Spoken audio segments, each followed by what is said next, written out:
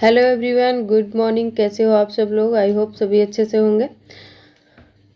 तो चलिए फ्रेंड, आपका जीके जीएस स्टडी चैनल पे स्वागत है और आप मोटिवेशन कोट के साथ आज शुरुआत करेंगे। फ्रेंड, पढ़ाई के दम पर खुद को इतना काबिल बना लो कि कोई ये ना बोल पाए कि मेरे बिना तेरा क्या होगा। तो लाइक शेयर कीजिए, ज़्यादा से ज़्यादा वीडियो को शेयर कीजिए। पहली बार है चैनल पर तो सब्सक्राइब कीजिए। चलिए स्टार्ट करते हैं फ्रेंड, जीके जीएस के कुछ क्वेश्चन आंसर के साथ। चलिए फ्रेंड, देखेंगे आज हम सबसे पहले नदी तंत्र से क्वेश्चन, वन लाइनर क्वेश्चन है।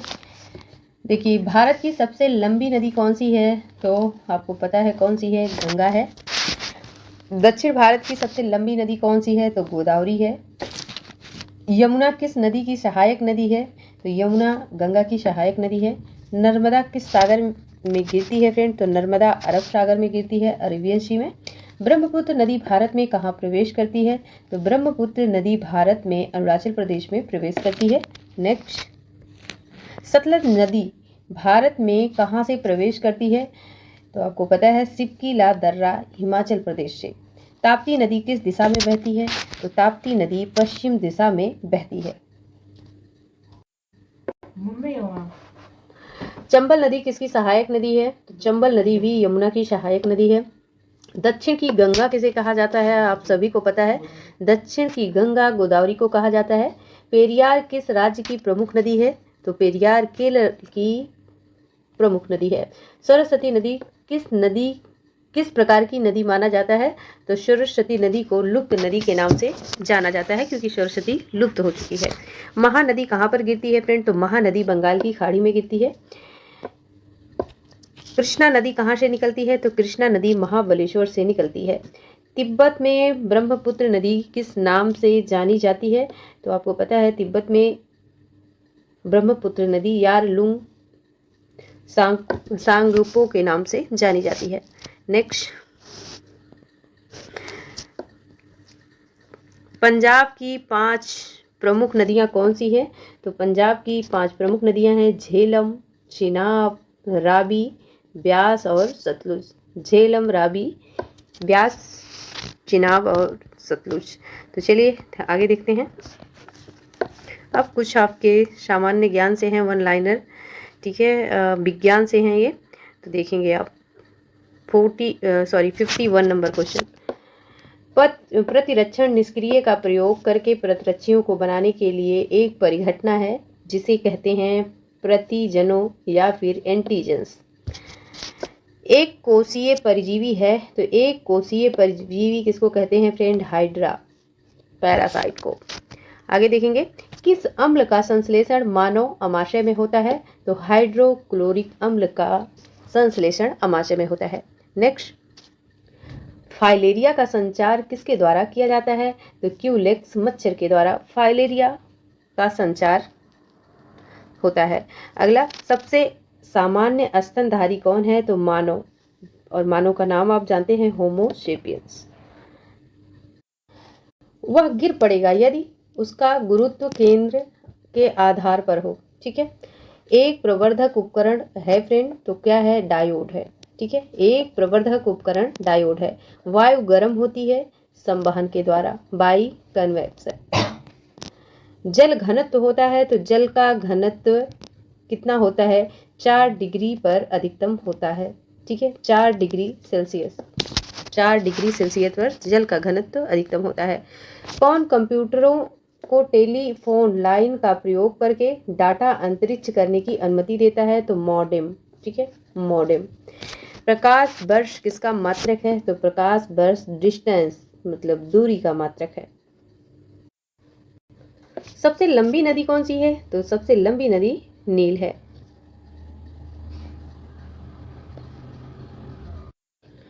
किस गैस को दबाने, संपीड़ित करने पर तथा तापमान दोनों बढ़ते हैं? तो आपको पता है गैस को। वायुमंडल के ऊपरी भाग में ओजोन परत किसके प्रति सुरक्षा कवच का काम करती है? तो हानिकारक पराबैंगनी विकिरण या फिर अल्ट्रावायलेट रेडिएशन के कारण।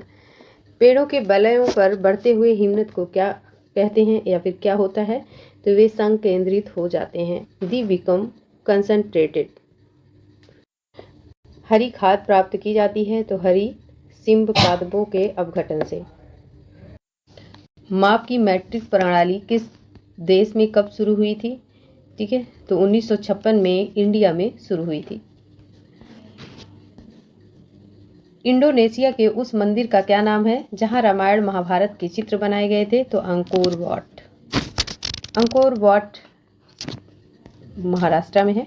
आगे देखेंगे फ्रेंड, गुरु शिखर चोटी किस राज्य में स्थित है? तो राजस्थान में है। अकबर की राजपूत नीति से किसको लाभ हुआ था? तो मुगल और राजपूत दोनों को लाभ हुआ था। नेक्स्ट, आधुनिक हिंदी का जनक सामान्यतः किसे माना जाता है? तो भारतेंदु हरिश्चंद्र को माना जाता है। बंगला फिल्म पाथेर पंचाली निर्देशन किया था, किसने किया था? तो सत्यजीत रे ने किया था। डायनामाइट का आविष्कार करने वाले स्वीडिश रसायनज्ञ अभियंता उद्योगपति का क्या नाम था? तो एल्फ्रेड बर्नार्ड नोबेल था। तमिल साहित्य शिल्पाधिकारम के रचयिता कौन है?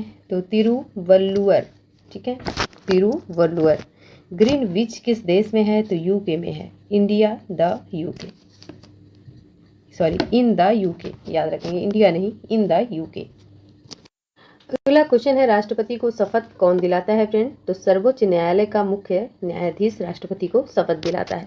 जापानी मुद्रा कौन सी है? तो जापानी मुद्रा या जापान की मुद्रा येन है। इंडियन मिलिट्री अकादमी कहाँ पर स्थित है? तो देहरादून में स्थित है। माउंट एवरेस्ट पर चढ़ने वाली पहली भारतीय महिला कौन थी? तो बछेंद्री पाल थी। नेक्स्ट, डेविड कप किस खेल से संबंधित है? तो टेनिस से संबंधित है। माउंट एवरेस्ट पर 2 बार चढ़ने वाली पहली भारतीय महिला कौन थी? तो संतोष यादव थी, जबकि पहली बार चढ़ने वाली बछेंद्री पाल थी। सर्वोच्च न्यायालय का मुख्य न्यायाधीश कब तक अपने पद पर रहता है? तो 65 वर्ष की आयु तक अपने पद पर रहता है। पंचतंत्र का लेखक कौन था? तो विष्णु शर्मा।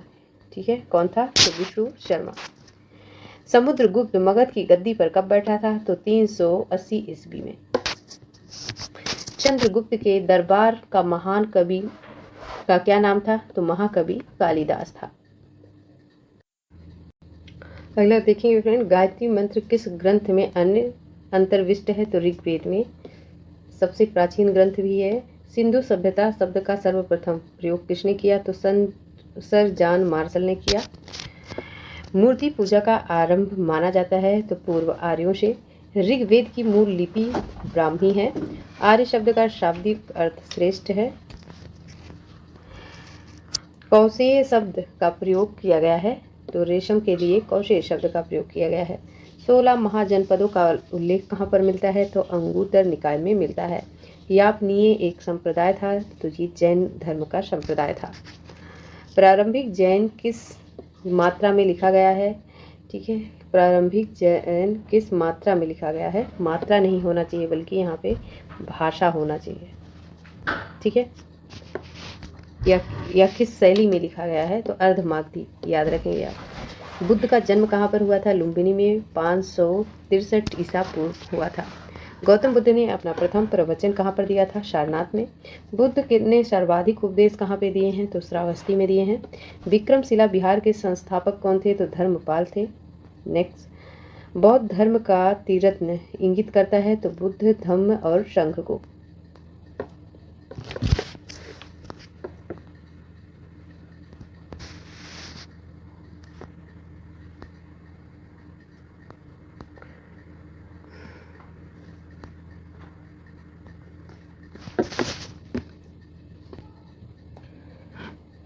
बौद्ध धर्म समिति का आयोजन हुआ था तो बौद्ध धर्म समिति का आयोजन अजात शत्रु के शासनकाल में हुआ था। सप्तपर्णी गुफा स्थित है तो राजगृह में। राजगृह कहाँ पर है? बिहार में है।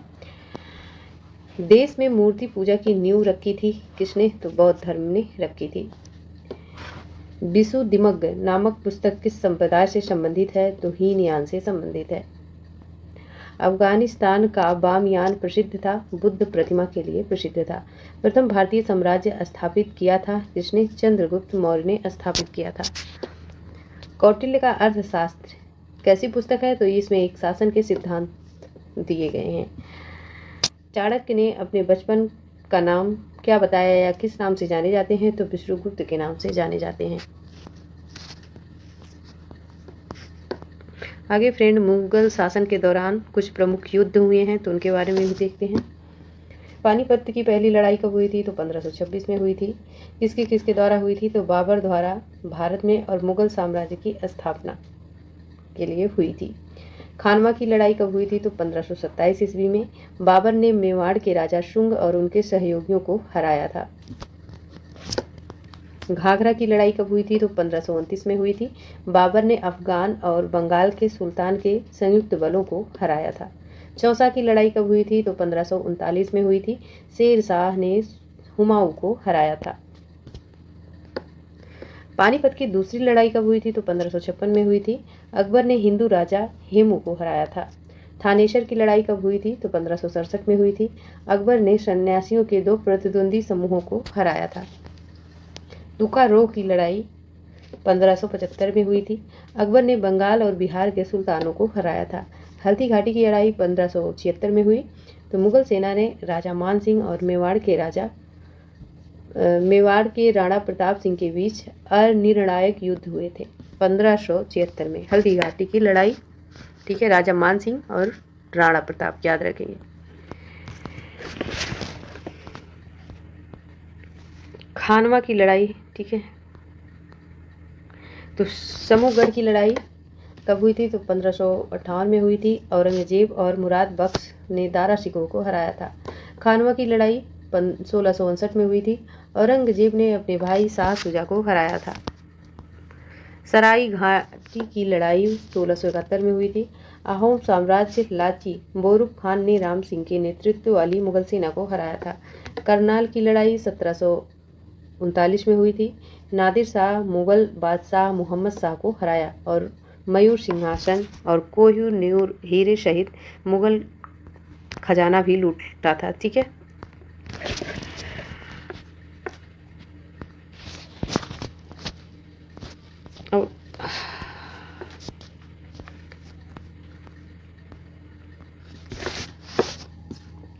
देखिए, भारतीय संविधान के अनुच्छेद 370 का प्रारूपण किसने दिया था? तो गोपालास्वामी अयंगार ने दिया था। राज्य लोक सेवा आयोग के अध्यक्ष का कार्यकाल क्या है? तो 6 वर्ष 62 वर्ष की आयु, जो भी पहले हो। निम्नलिखित में किसे महाभियोग की प्रक्रिया से हटाया जा सकता है? तो भारत के राष्ट्रपति को। कौन सा संवैधानिक संशोधन अधिनियम अनुसूचित जातियों और जनजातियों के लिए संयुक्त राष्ट्रीय आयोग को 2 अलग अलग निकायों में विभाजित करता है? तो 89वां संवैधानिक संशोधन अधिनियम। नेक्स्ट, यदि किसी नागरिक के मौलिक अधिकार का उल्लंघन होता है तो वह भारतीय संविधान के किस अनुच्छेद के तहत सर्वोच्च न्यायालय में जा सकता है? तो अनुच्छेद 32 के तहत। भारतीय संविधान का कौन सा भाग राजभाषा से संबंधित है? तो भाग 17 में। ठीक है, भाग 17 में धर्मनिरपेक्ष शब्द भारतीय संविधान की प्रस्तावना में किस संवैधानिक संशोधन द्वारा जोड़ा गया? तो 42वां संवैधानिक संशोधन। भारत में जनता की पर्स का रक्षक किसे कहा जाता है? भारत के नियंत्रक और महालेखा परीक्षक को। कौन संघीय क्षेत्रों के लिए किसी भी विषय पर कानून बना सकता है? तो संसद। राष्ट्रपति के सभी सत्रों को बुलाने और स्थगित करने के लिए किससे परामर्श का कार्य करता है? तो प्रधानमंत्री से। लोकसभा की बैठक आयोजित करने के लिए आवश्यक न्यूनतम सदस्य संख्या क्या है? तो कुल सदस्य 1/10वां हिस्सा। 73वां संवैधानिक संशोधन अधिनियम द्वारा भारतीय संविधान में किस अनुसूची को जोड़ा गया था? तो 11वीं अनुसूची को जोड़ा गया था। भारतीय संविधान का कौन सा अनुच्छेद जम्मू और कश्मीर राज्य के संबंध में अस्थायी प्रावधानों से संबंधित है? तो अनुच्छेद 370। भारतीय संविधान का अंतिम व्याख्याता कौन है? तो न्यायपालिका है। कल्याणकारी राज्य का विचार भारतीय संविधान के किस भाग में है? तो राज्य के नीति निदेशक तत्व।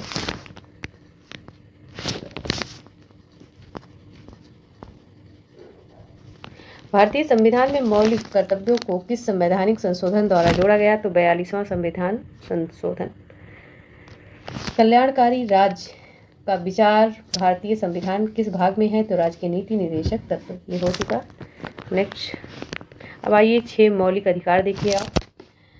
6 मौलिक अधिकार, ठीक है। अनुच्छेद 14 से लेकर 18 में क्या दिया गया है? तो समानता का अधिकार है। अनुच्छेद 19 से 22 में स्वतंत्रता का अधिकार है और जीवन जीने का भी अधिकार इसी अनुच्छेद में है। अनुच्छेद 23 से लेकर 24 में क्या दिया गया है? तो 23 से लेकर 24 में शोषण के विरुद्ध अधिकार दिया गया है। अनुच्छेद 25 से लेकर 28 में क्या दिया गया? तो धार्मिक स्वतंत्रता का अधिकार दिया गया। अनुच्छेद 29 से लेकर 30 तक इसमें सांस्कृतिक व शिक्षा का अधिकार है। अनुच्छेद 32 की अगर बात करें तो संवैधानिक उपचार का अधिकार दिया गया है और इसे ही डॉक्टर भीमराव अंबेडकर ने भारतीय संविधान की आत्मा भी कहा है। तो चलिए फिर एक मोटिवेशन कोट के साथ हम एंड करते हैं क्लास को। छोटा सा सेशन है फ्रेंड, लाइक शेयर कीजिएगा, पहली बार है वीडियो पर तो या चैनल पर तो सब्सक्राइब कीजिएगा। चलिए देखिए, ऐसा रोज सेशन पाने के लिए नोटिफिकेशन ऑन कीजिएगा। जिस मेहनत से तू आज भाग रहा है वही कल तुझे सफलता दिलाएगी। झोंक दे खुद को इस आग में, यही आग तुझे हीरा बनाएगी। धन्यवाद।